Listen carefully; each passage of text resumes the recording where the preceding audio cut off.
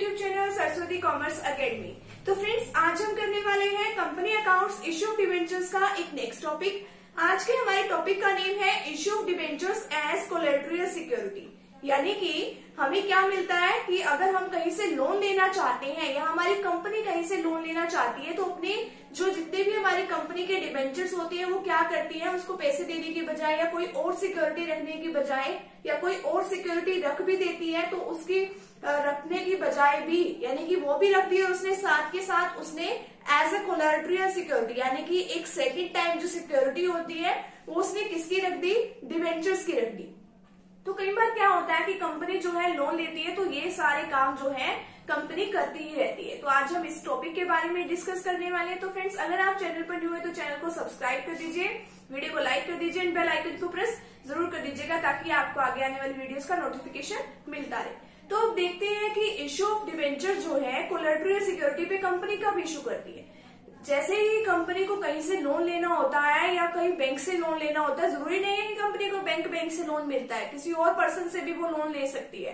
तो कंपनी क्या काम करती है, एक दूसरी सिक्योरिटी भी रख देती है जिसको प्राइमरी सिक्योरिटी कहते हैं। प्राइमरी सिक्योरिटी के साथ साथ यानी कि फर्स्ट सिक्योरिटी के साथ साथ किसी भी चीज की सिक्योरिटी हो सकती है वो, ठीक है, क्योंकि हमें लोन तभी मिलता है बाहर से अगर हम कोई चीज उसके ऊपर क्या रखे, सिक्योरिटी यानी जमानत के रूप में अगर हम कोई चीज रखते हैं तभी मिलती है। मान लो हमने कहीं बैंक से लोन लेना है तो बैंक भी कोई चीज हमारी सिक्योरिटी पे रख के ही हमें लोन देता है। कई बार हमें किसी भी चीज के लिए लोन लेना होता है तो वो क्या करते हैं कि हाँ भी अपने जितने भी आपके हाउस के पेपर्स हैं वो आप यहाँ पे रख दो, घर के कागजात जो होते हैं वो बैंक में रखवा लेते हैं, उसके बेसिस पे लोन देते हैं। और लोन में आपको बता दूं, लोन जो मिलता है ना बैंक से, वो जितनी आप सिक्योरिटी रखोगे सिक्योरिटी की वैल्यू तो आपकी ज्यादा होगी, ठीक है, और जितना वो लोन देंगे उस लोन की वैल्यू कम होगी।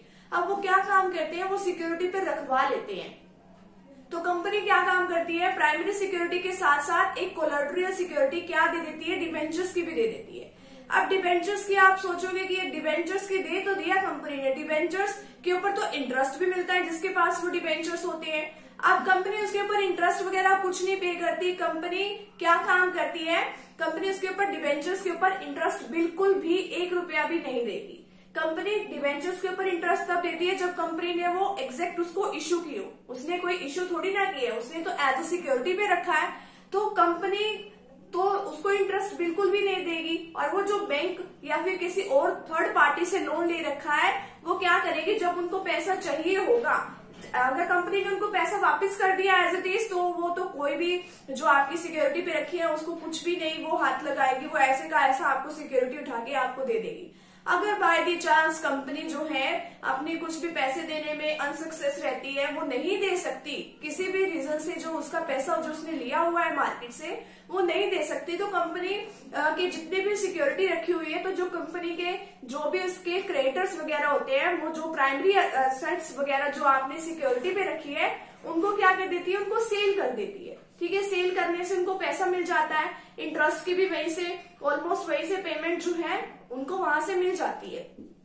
अब ये जो इंटरेस्ट वाली बात है, अब ये इंटरेस्ट वगैरह तभी वो कंपनी जो है डिबेंचर्स के ऊपर देती है अगर उनको लगे कि जो ये कंपनी ने प्राइमरी सिक्योरिटी रखी है वो अभी इतना पैसा देने के लिए, मतलब इतना सफिशिएंट पैसा नहीं है देने के लिए जितना कि हमने कंपनी ने लोन ले रखा है, तो वो कंपनी क्या करती है, फिर बाद में वो तो दूसरी प्रोसेस होती है उनकी कि कंपनी उसके ऊपर इंटरेस्ट वगैरह देती है। अदरवाइज कंपनी कुछ डिवेंचर्स के ऊपर इंटरेस्ट नहीं देती, वो तो वैसे ही उसको एज अ कोलैटरल सिक्योरिटी रख लेती है। वो तो क्या होती है, एक सेकेंड सिक्योरिटी होती है, एक डिवेंचर्स के रूप में उसको दे देती है, एक प्राइमरी और एक कोलैटरल। कोलैटरल को हम बोलते हैं सेकेंड सिक्योरिटी।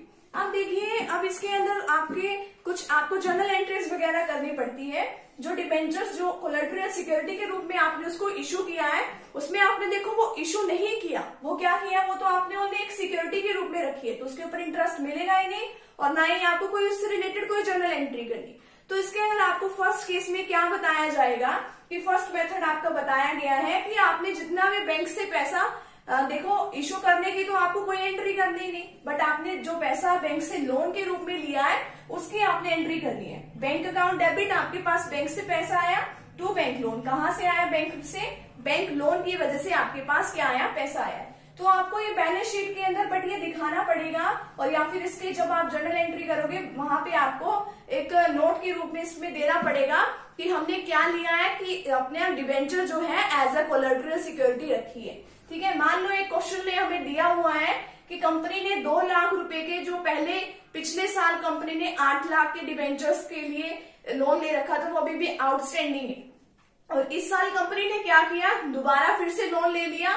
ठीक है, कितने, 2 लाख रुपए का लोन ले लिया, और उसके ऊपर कोलैटरल सिक्योरिटी रखी, किसकी, हमारे डिबेंचर्स की रख दी। ठीक है, तो डिबेंचर्स को इश्यू करने से रिलेटेड तो हम कोई एंट्री करेंगे नहीं, हम क्या एंट्री करेंगे, bank account debit to bank loan. आप देखिए वो 2 लाख रुपए की क्या थी, सिक्योरिटी, 2 लाख रुपए के वो डिबेंचर्स थे, और उसके ऊपर कोलैटरल सिक्योरिटी जो डिबेंचर्स की रखी वो कितने की थी, 3 लाख की। उसको आपको यहाँ पे ब्रैकेट में शो करके दिखाना पड़ेगा। ठीक है, यहाँ पे आपने जितना पैसा बैंक से लोन के रूप में लिया उसको आप यहाँ पे दिखा दोगे, यानी कि 2 लाख एंड 2 लाख। और जो आपको इक्विटी एंड लाइबिलिटी साइड में, आपको बैलेंस शीट में कहाँ पे दिखाना पड़ेगा, नॉन करंट लाइबिलिटी में जो भी आपकी डिबेंचर्स है वो क्या होती है, लंबे टाइम पीरियड के लिए आप लोन लेते हैं, तो नॉन करंट लाइबिलिटीज में लॉन्ग टर्म बोरोइंग्स में लिख दोगे आप कि कितने, पिछले साल कितना लोन था और अब के साल कितना लोन है। मान लो पिछले साल 8 लाख का लोन था, तो आपको एक कॉलम बनाना पड़ता है, करंट ईयर का, एक प्रीवियस ईयर का। जो प्रीवियस ईयर है उसके अकाउंट में लिख दो आप 8 लाख। ठीक है, क्योंकि आपके आउटस्टैंडिंग थे ना, और यहाँ पे जो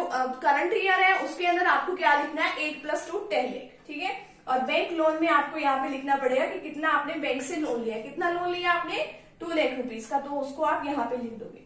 ये तो है आपका फर्स्ट मेथड। आपको फर्स्ट मेथड में इश्यू से रिलेटेड कोई भी एंट्री नहीं करनी। सेकंड मेथड में आपको बैंक और बैंक लोन से रिलेटेड वही वाली एंट्री करनी है, bank account debit to bank loan की, आपने ऐसा पैसा लिया हुआ है वहां से, और डिबेंचर आपने एज अ कोलैटरल सिक्योरिटी रखी है, आपने उसको भी साथ में एंट्री करनी पड़ेगी उसकी।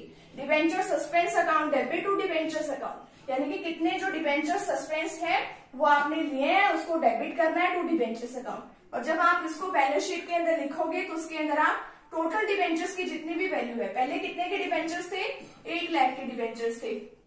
ठीक है, और अब कंपनी ने कितने डिबेंचर्स को उस पे रखा है एज अ सिक्योरिटी, 3 लाख के डिबेंचर्स को उस पे रखा है, तो टोटल डिबेंचर्स कितने के हुए, 11 लाख के हुए। और जितना भी डिबेंचर सस्पेंस है, यानी कि कितने का लोन लिया है, उसमें से हमें वो लेस करके इसके अंदर हमें शो करना पड़ेगा कि कितना जो कंपनी ने लोन वगैरह लिया, और debenture suspense account debit to debentures account, कि कितने के डिबेंचर्स है आपको वो यहाँ पे लिखना पड़ेगा। तो इस तरीके से जो हमारा ये टॉपिक है आज यहीं पे कंप्लीट होता है कि जो डिबेंचर्स है एज अ कोलैटरल सिक्योरिटी हम कैसे रखते हैं, और उसके ऊपर जो इंटरेस्ट वगैरह है, इश्यू वगैरह, हम उसको किस तरीके से इसकी जो जर्नल एंट्रीज वगैरह है ये करते हैं। मैंने आपको इसी में आपका जो आपके डीके गोयल की बुक में जो नेक्स्ट क्वेश्चन दिया हुआ है, मैंने आपको थोड़ा थोड़ा यहीं पे एक्सप्लेन कर दिया है। उम्मीद है आप सभी को ये टॉपिक अच्छे से समझ में आ गया होगा।